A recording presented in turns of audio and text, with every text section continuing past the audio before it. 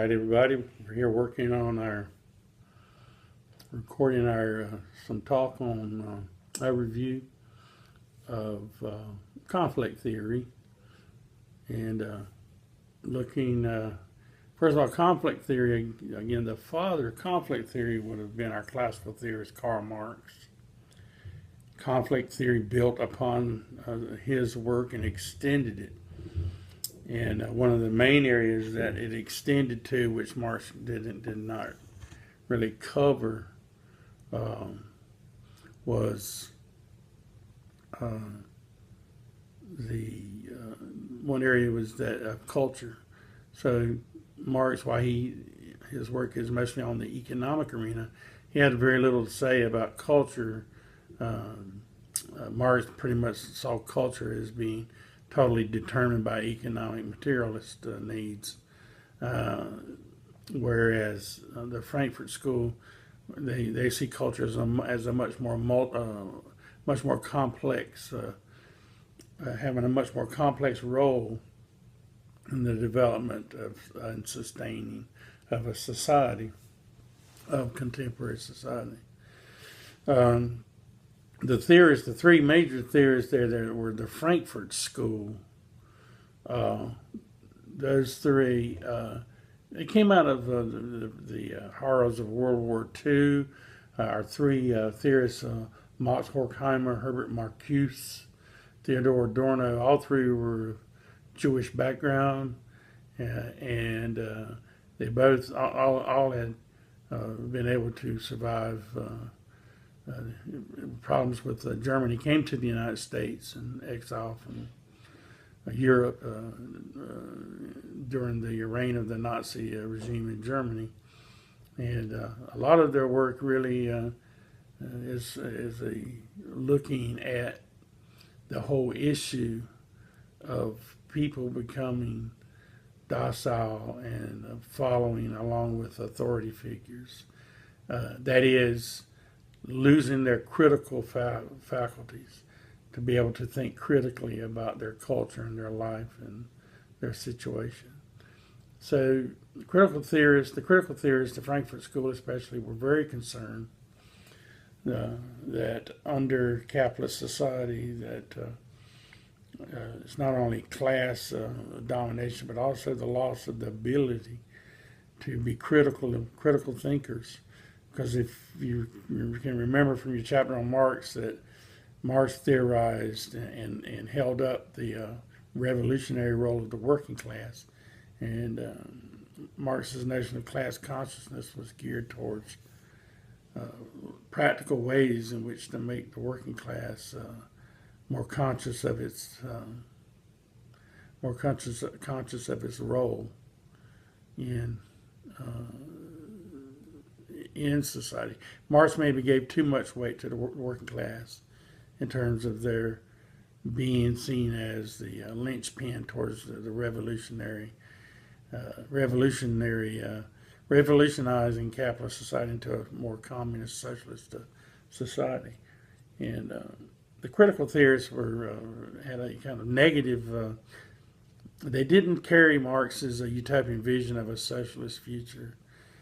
So in that sense, they were a bit more nihilistic in that fashion. They felt that modern societies were becoming bland, becoming leveled out because of mass culture. And so they were particularly concerned with the loss of the distinction between what was known as high culture and that of mass-produced junk culture, some people call it, like our mass-produced music forms. And they were more concerned about the loss of the critical edge of culture, such that they felt that the working class would never become revolutionized simply because through living through the mass culture of modern capitalist society, that folks were losing their critical abilities to think critically about things, and as such they would not be able to revolutionize, would become dupes of mass culture. And to some extent, as all these theories, as I pointed out, they all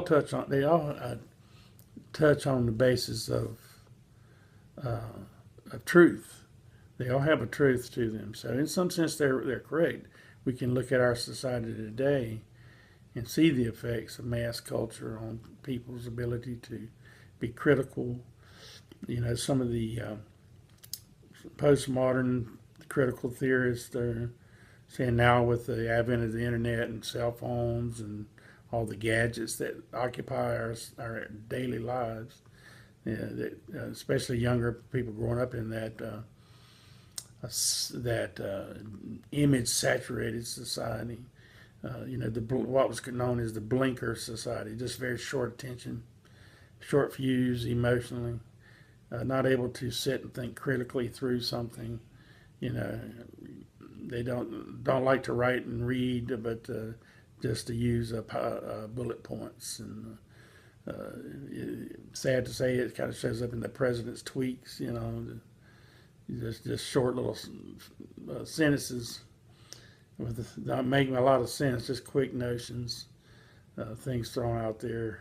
You know, so in some ways, the critical theorists' concerns about mass culture has been legitimated, and we still use their ideas in that fashion to look at modern day forms of culture. And but there's certainly arguments on the other hand too that these are liberating times, that people have been liberated from their local surround milieu, if you will, and that you know, where once people were isolated are now in contact with each other worldwide and have much more information than we do, and it certainly leads to maybe a shorter attention span, but people are gaining much more, much quicker knowledge, and much more now than they had in the past when the internet, for example, did not exist. So it's not that they're totally true, but they definitely have can be utilized to critique contemporary mass culture. So you have these three figures, and one that I really like a lot because I had her when I was in studying for my doctorate in Toronto. She came to visit. One of my professors there was friends with Patricia Hills Collins, and so I was able to had the privilege of sitting in on one of her lectures in our class there at York University in Toronto. And I don't know if any of my students are doing a paper on her, but she would maybe be one that if one of you would like to do her paper on her, it would be a good one to do, I think. Maybe one of you are. I don't remember right offhand right at the moment. But let's look first at the critical theorists and say some things about them. One of the critiques of conflict of the Frankfurt School critical theory is that it was elitist in a sense, because it held up this notion that there is, on the one hand, truth resides in the high culture, so like classical music, high fashion, you know, in some ways the ways of the elite are in the highly educated high culture, and they distinguish that from the mass-produced culture, right? When we're going back to Seymour, he had the same notion, you know, with fashion. He's theorizing about fashion. They had that same dichotomy between high culture and low culture. And of course, the one they really critiqued was the Frankfurt School theorists felt that the high culture had that critical edge, that it produced a critical thinking. People had to think about the music they were listening to. It wasn't just provided in formalistic fashion. People had to interpret it and listen to it and to be critical. But whereas everyday mass-produced culture, where most of us live within, that culture was seen as banal, and that it robbed human beings of their critical faculties and produced non-thinking, conforming types of individuals. But anyway, some of the famous readings that you have, excerpts, Eclipse from Reason, The Culture Industry Reconsidered, One-Dimensional Man, which is a great book. I spent a summer in my undergrad just reading the critical theorists, one book after another. And One-Dimensional Man and Eclipse of Reason are both very good. Then for Patricia Hill, the Fighting Words, Black Women in the Search for Justice, and Black Sexual Politics. The reason why I'm looking over here is I've got my computer. I'm filming this on my iPad.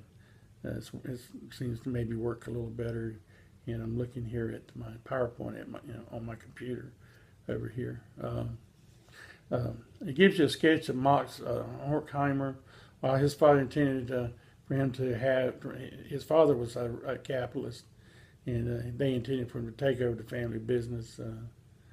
But his radical political leanings, he had grown sympathetic with the working class left wing, if you will.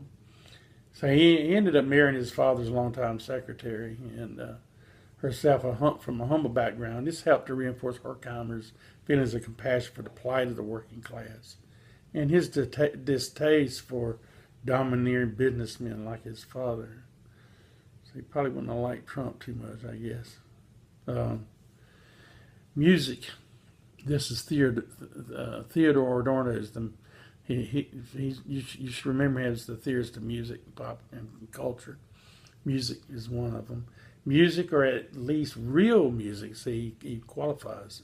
Real music offered an expression of truth itself, a truth defined in dialectic terms such that the value of music is measured by its freedom from conformity to existing forms. Just like high fashion, it's not something that's mass-produced, existing forms, something that's unique and eccentric, if you will.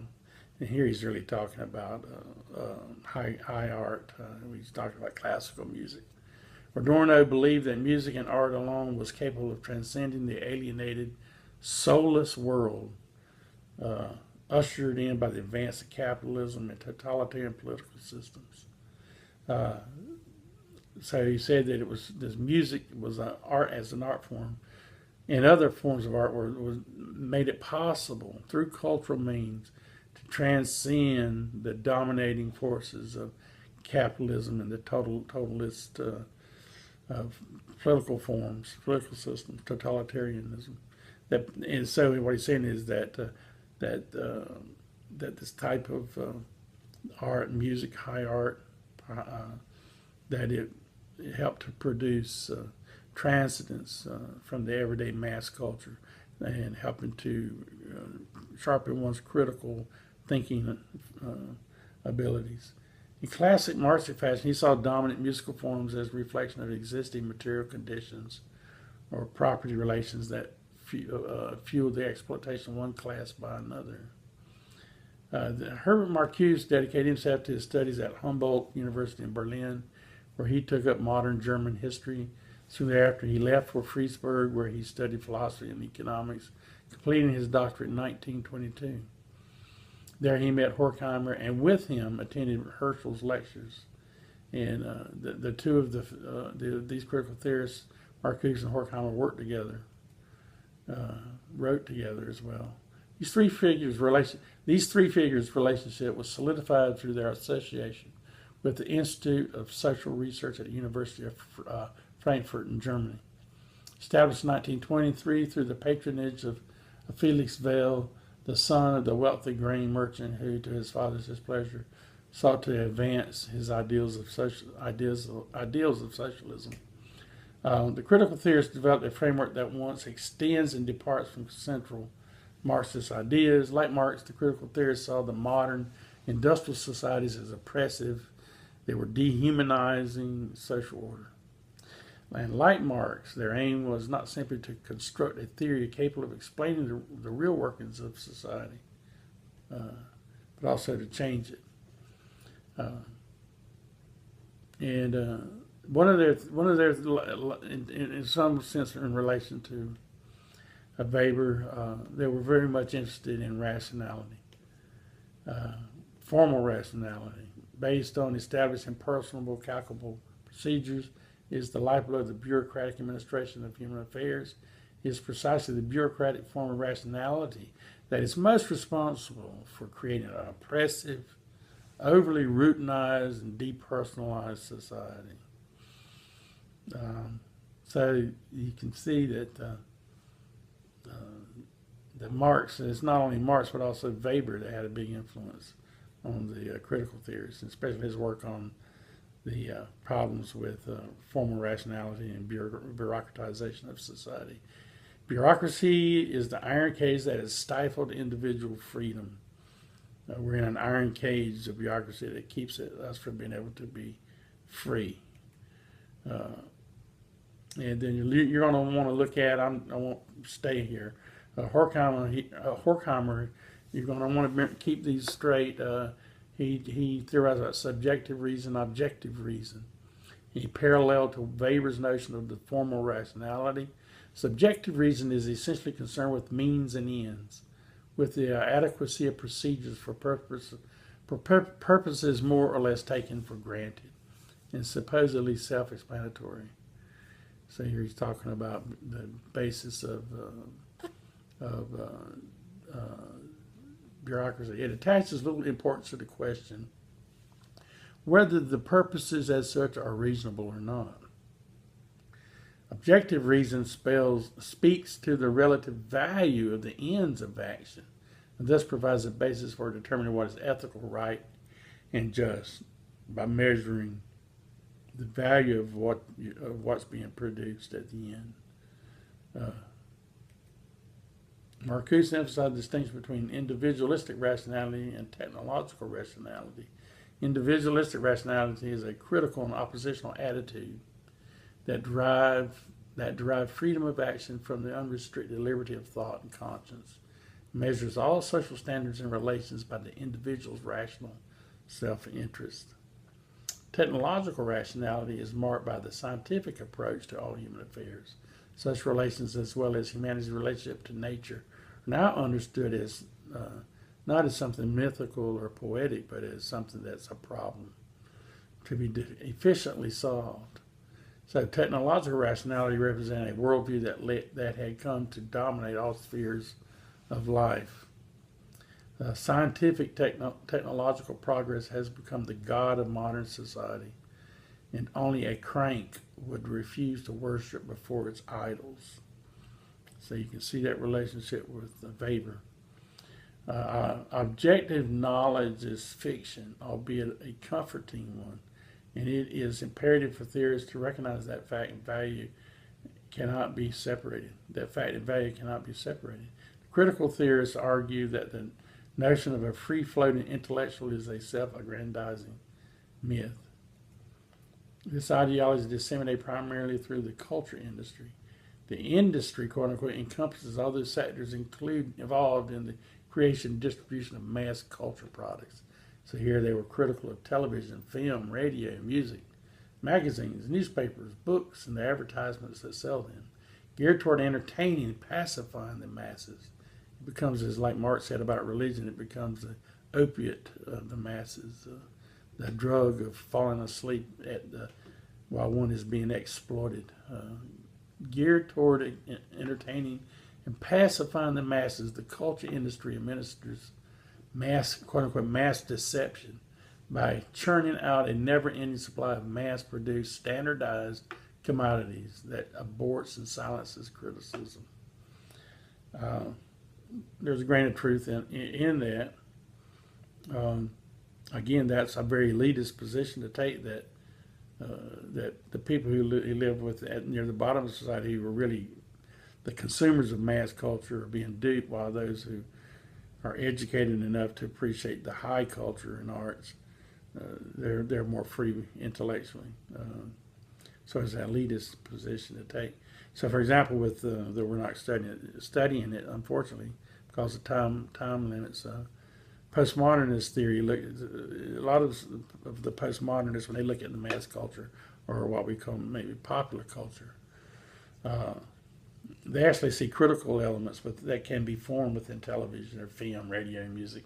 For example, you have music that's protest music that informs, or certain forms of rap that bring about a sense of social consciousness and critique through music, through popular music and film, books. They didn't see that potential.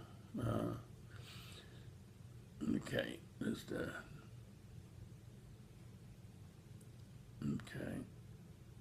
Then he, goes on talking about how Freud has also played a role in their theoretical development.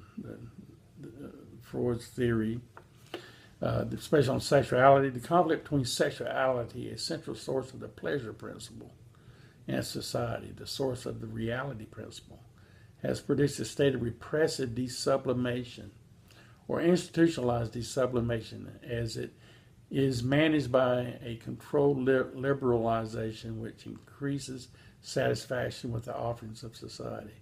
So it's what they're talking about here is it's kind of the reverse role or replacement of true human, the pleasure principle in terms of sexuality, and morph that over towards a institutionalized desublimation. So what it does is it takes that raw pleasure principle and it gears it not towards satisfaction through human sexuality, but through the increasing satisfaction with the offerings of society. Talking about through advertising, people begin to worship the idols of capitalism. It's mass-produced goods. The exclusion of, now this is Patricia Hill Collins. The exclusion of black women from intellectual discourses became the subject of her first book, Black Feminist Thought, Knowledge, Consciousness, and the Politics of Empowerment, 1990-2000. I was still in graduate school in a doctorate program at that time. Collins was particularly influenced by Dorothy Smith, and there she is. Dorothy Smith was one of my professors. And it's kind of interesting as she was a white lady, a white professor, but she produced an important theory called standpoint theory, a feminist theory, and we had a class with her. Instead of having the class at the university, we would have to travel downtown Toronto to her home, where she would give lectures at her home. Convenience, right? That sounds very convenient. It'd be nice, right? A professor, instead of you guys coming to classes.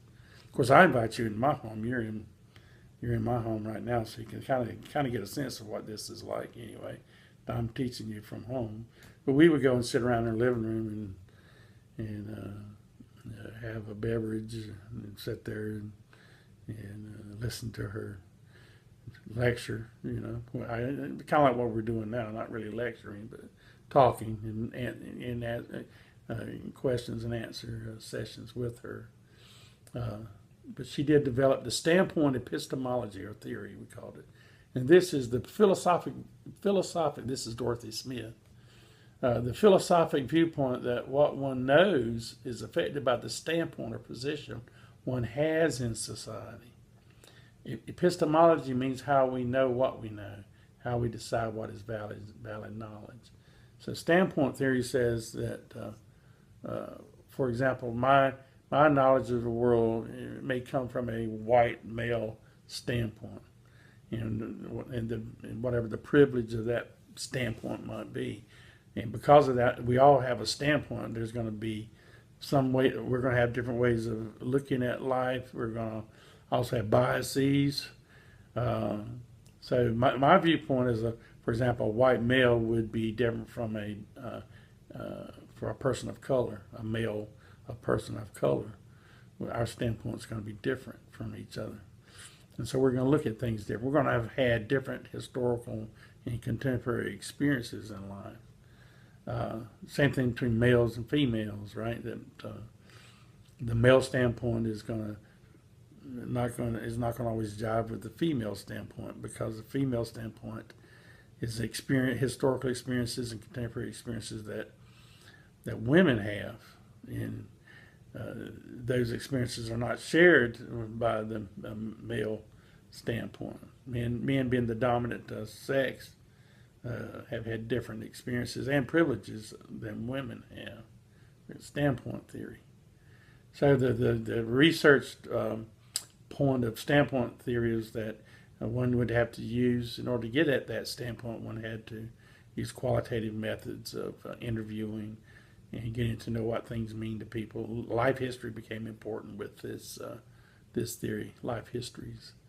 Black feminists thought the group or community level of the cultural context created by race, class, and gender, which, like all specialized thought, reflects the interest and standpoint of its creators, maintains that the experience of multiple oppressions makes black women particularly skeptical of and vulnerable to dominant paradigms of knowledge, and thus more reliant on their own experiential sources of information, that is, their own personal experiences. And this is that notion of where the personal becomes political in a sense. By looking back at one's own life experiences, one's own biography, for example. And when they say multiple oppressions for black women, because she's also the theorist of Collins was also, she's the one that created the standpoint theory in terms of race, class, and gender. So for black women, they have two areas in which they have been oppressed. One is being black, that standpoint, and the other is being a woman. So that's two minority standpoints from which they're experiencing society. Collins's theoretical orientation gives you a breakdown of her concepts in terms of where they fall. Again, not all of these theories. They tend to have some concepts that fall within one or two of these, or for some, for all four, as you see here. This is PowerPoint 17. And that's the end of the overview. Yes, going back to this critical theory, again, grew out from Marx, but extended Marx. In particular, it evolved towards a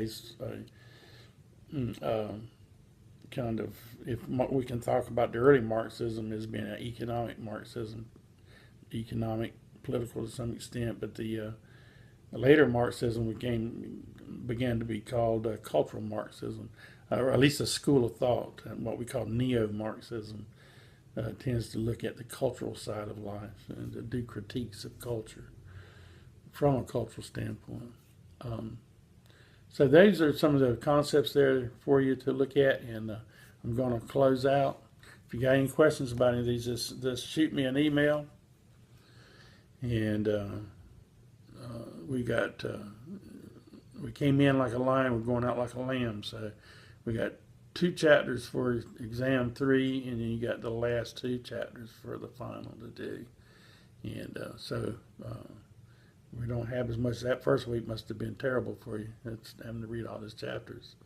But I think you've had some really good study materials here with your test, with your exam, with your exam tips, and then your PowerPoints, and then with these little talks. I got a few videos there for you. I may put a few more up, but I think all of that really is helpful.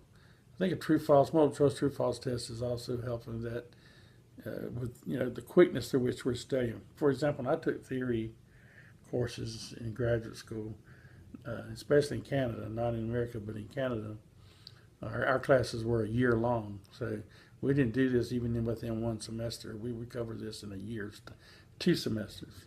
And so the course would go for 2 semesters. I know you guys don't like the sound of that too much, do you? You would want to take this old class here with Dr. Spivey, theory class, for 2 semesters, not 1 semester, 2 semesters. I say that, but then I've got a lot of students online too that have taken a lot of classes with me. So, but anyway, so that, I think hopefully now you're working on your papers, and if you got any questions as you're doing that, also just send me an email, and I'll try to help you any way I can. And we're pretty much past halfway through this now. So, but I think for whatever you're doing, the first exam was very, very good. The second one was there were some great grades there too. There were some bad grades there. So for whatever reason, go ahead and study these concepts up. That's the main thing, is get your hand around the concepts.